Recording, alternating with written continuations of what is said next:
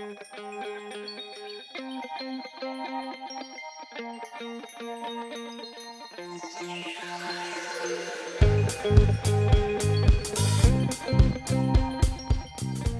right, I will talk about 10 minutes about Sørsida. I know the project probably has been presented to most of you already, but I will give you a short introduction about Sørsida, and thank you for having me here.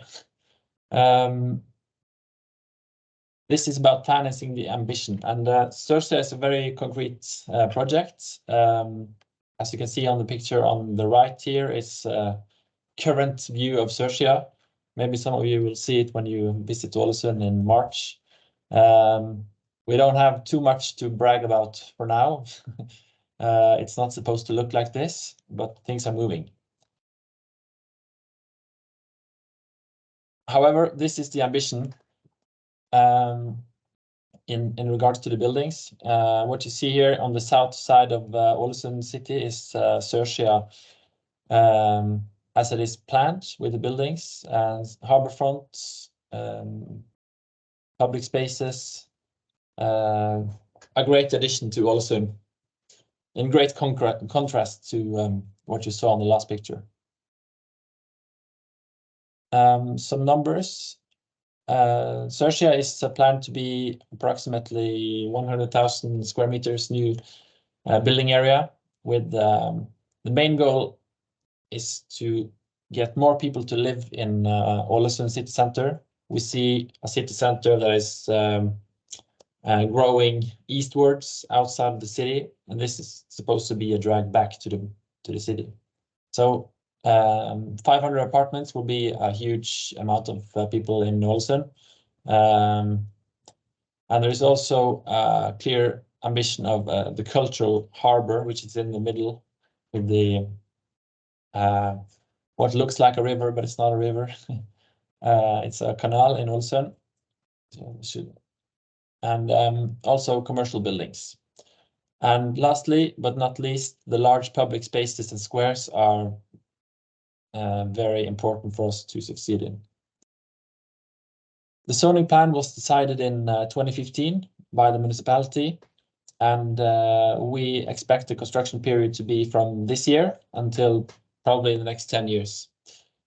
All of the land has been owned by the municipality, and this is one of the things that makes Sørsida unique compared to other projects that I've been working with, where you have in a similar area you can have 10 different landowners, but in this case we own all the land. So in 2019 the municipality established Sørsida Utvikling, which is the company that I'm working in, and we are supposed to be the motor for the projects, working with the private investors and combining this with public projects. So about heating. In Norway and Ålesund, as I said, the zoning plan was decided in 2015. Even though it's in modern time, it's a long time ago, especially in Norway. Traditionally, electricity has been very cheap in Norway. We have 81% of our power from hydropower, and traditionally this hydropower has been produced literally right outside the window in our mountains. But this is rapidly changing as we see more of the energy is shared down Europe, and we have the wind power, and to not say the least, the prices are going very up. In Ålesund, we have district heating in a traditional district heating system where you have burning of waste, and then produced the rest heat is sent out to the public buildings. And from the zoning plan, it's said that all the new buildings in Sørsida has to connect to the district heating system. Precision of that is that we are demand to connect to, but we do not have to use this district heating.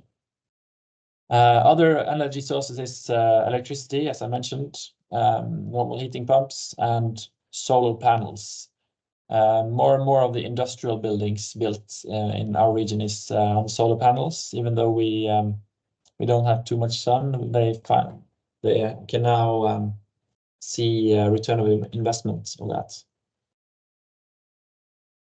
On the district heating in Ålesund, we have this is numbers from the producer, Tafjord Kraftvarme.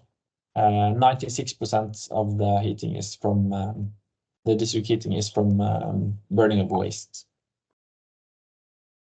So Sørsida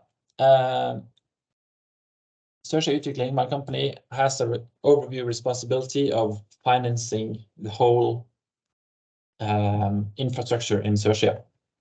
And by now we have made some calculations of the need for infrastructure in Sørsida, which is everything above the ground, the public spaces, which is supposed to be shared and owned by the municipality, and everything underneath the ground, such as heating, electricity, water, and district heating.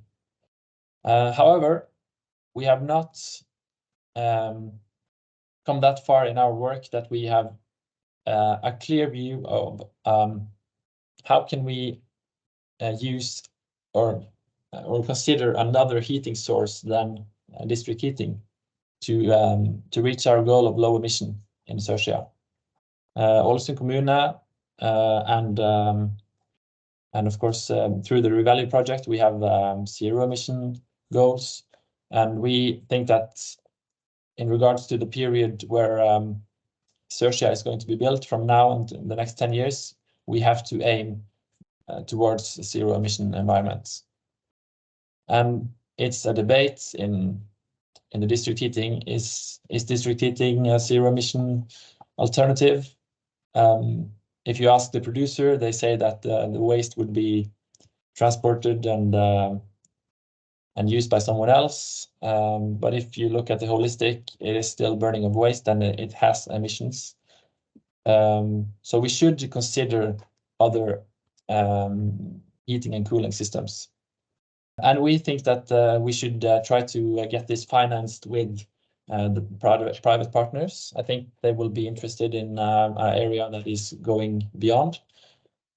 However, it is a high initial cost for the first developers. And we have not found the optimal energy mix. And I think that the market in such a large area is not very mature by now. The ownership models, to take one example, is solar panels in Norway. A large area like this, there are some governance issues about sharing solar panel energy between buildings. There are some regulations that are in move, as I've heard. But for now, there are some challenges. And some ideas could be we can use the water. It's salt water, never colder than 5 degrees in heating pumps and cooling pumps in the summer, maybe. Could be some co-ownership of solar panels. Could that be an opportunity? And we have also heard about projects in our region that use so-called flywheel energy to storage of energy. And could that investment serve some of the other parts of the city? So back to the case study problem. How can we finance a low emission heating system and cooling system for the Sørsida project area? Sørsida Utvikling's area is inside of that dotted line. That is the whole area that we are going to realize.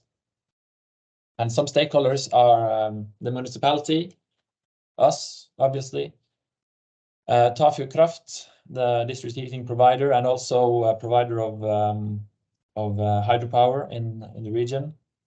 Developer, investors, population, neighbors didn't say that.